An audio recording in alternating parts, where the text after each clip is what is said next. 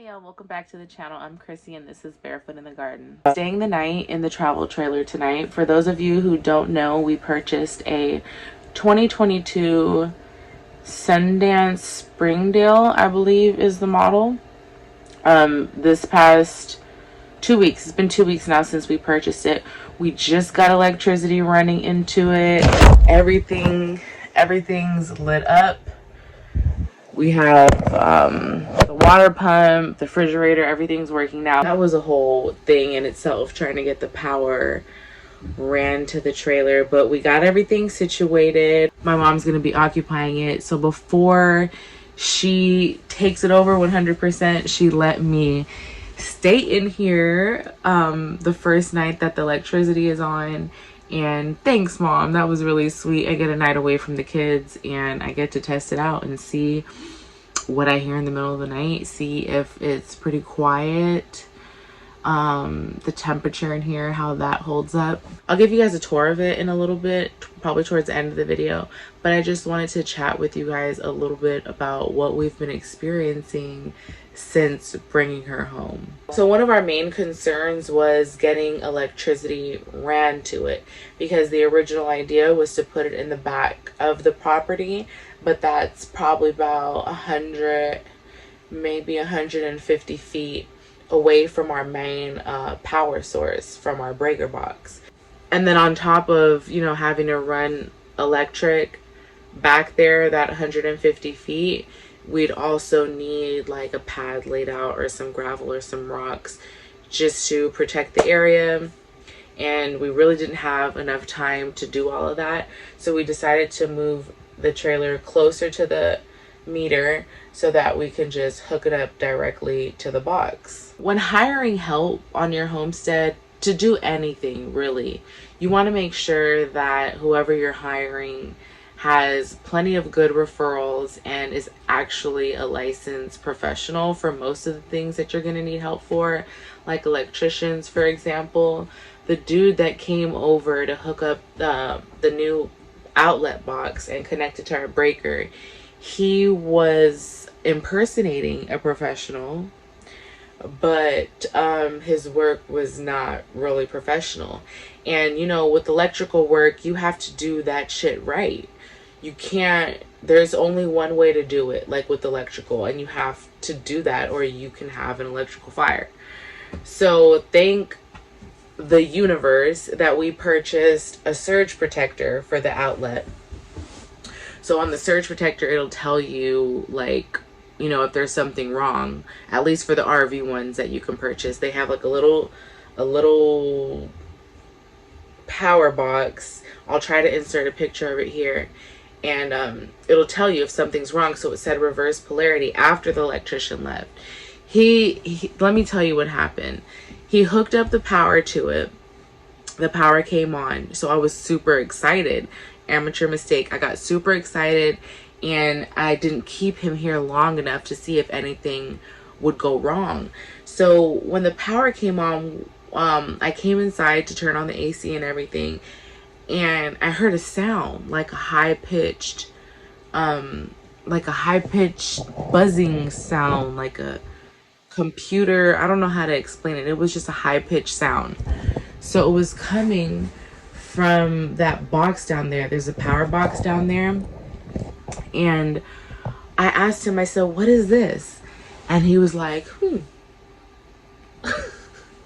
Like, we're both looking at each other like, He's looking at me and I'm looking at him, and he goes down there and he starts, you know, it's only about 5 switches in there. He's looking and the sound is still going.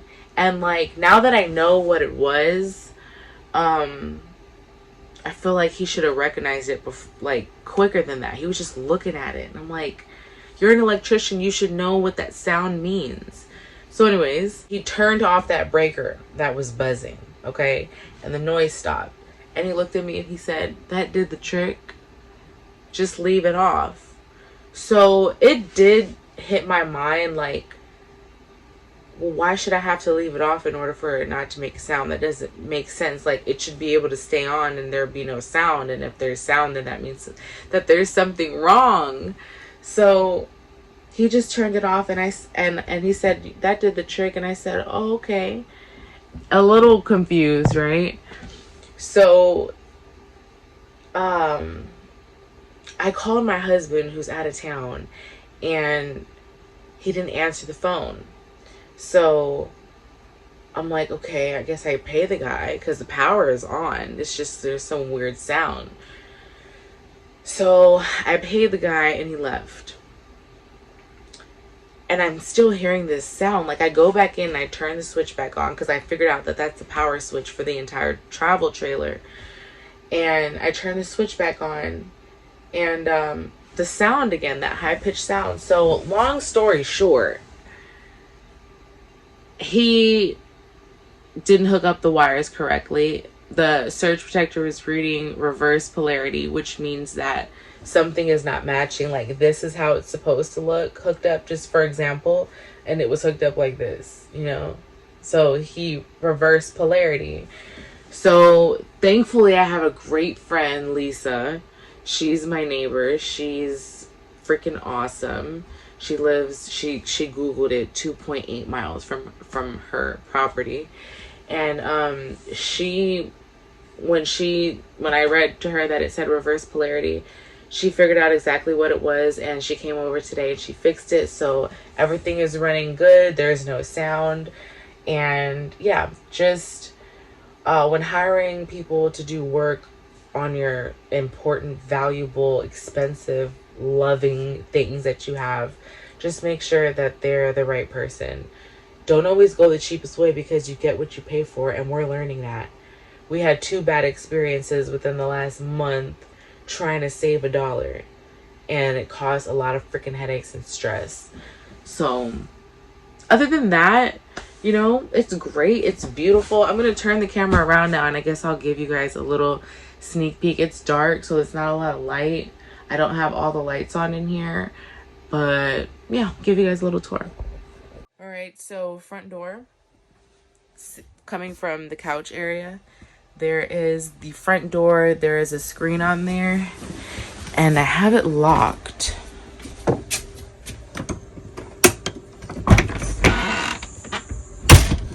So you just, little red lock, you can close this.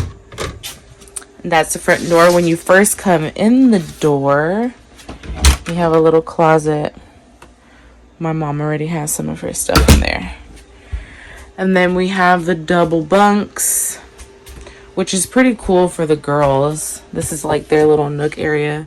They already have some of their stuff up there. And then there's curtains for some added privacy. Here's the bathroom. And shower, toilet, vanity. There's a sunlight in there for during the day, and then the fan. These lights are pretty cool. You can either turn them on with the switch or the little button up there. Then here's the living quarter, or they call this the living quarter. That turns into a bed. Emergency exits on that window, and then there's a window. There's the fridge, TV, switchboard, Bluetooth radio system. I don't know how big these are. Oh, pretty good size. Kitchen, or galley as they call it. Drawers, cabinets, oven, stove, microwave, shelving, air fryer. The sink is really cute too. I love the sink. I actually want this sink inside of my house. I told her she's living better than me. She's living better than me. Okay, bedroom. Sliding door. And then there is a space for you to put a TV in here, but I don't think she's gonna want a TV in here. She's not really a TV person, so. I mean, yeah, it's really cute. Refrigerator is good size. She doesn't have anything yet because she hasn't moved in really. Good size. This is the slide out, so in a future video I'll show you guys the outside, but during travel this entire dining room area slides into about right here, so you're not able to access the bedroom, but you can still access all of this the bathroom and everything while traveling. And there's a lot of things that I'm learning about this whole camper game that is kind of repulsive. A lot of these dealerships, thankfully not the one that we went to, they were really nice, good people, but a lot of these dealerships are not looking out for you. And if you're a complete amateur like we were, or like we are, you know, you kind of get excited about what it looks like, the ideas that come to your mind of what you can do with it. And yeah, that's still all possible and they do look great, but you have to think about it. Travel trailers are meant to travel and they have to be a certain weight. And you can't put like the best quality items in here and make, you know, add a marble and all kind of stuff like this, because some of that stuff is really heavy and it'll just weigh everything down. So they make them cheaply, but they make them to look expensive. So you're gonna have a lot of wear and tear. There are gonna be some things that you're gonna have to tweak, and you might notice some things off because, you know, these are made by hand, and most of these pieces in here are handmade because of the weight requirements and the material requirements. So I'm just learning that there's a lot of things that you can miss when, you know, purchasing one as an amateur, because you get excited about it so much that you overlook certain things. But I mean, I'm going to be sharing some things that we're learning and, you know, just keeping you guys up to date and filled in with how the travel trailer life is going for us. I just wanted to kick it with you guys tonight. I don't know what I'm going to do in here. I could watch this TV. This is like Chris Rock. Uh-oh, change the channel. Uh-oh. Here we go. McDonald's increased his order, scared everybody in there, man. Look, girls, welcome to McDonald's. When you take your order, who is that? First, give me a large shake. What you see? I'm feeling kind of hungry, so I want a Big Mac.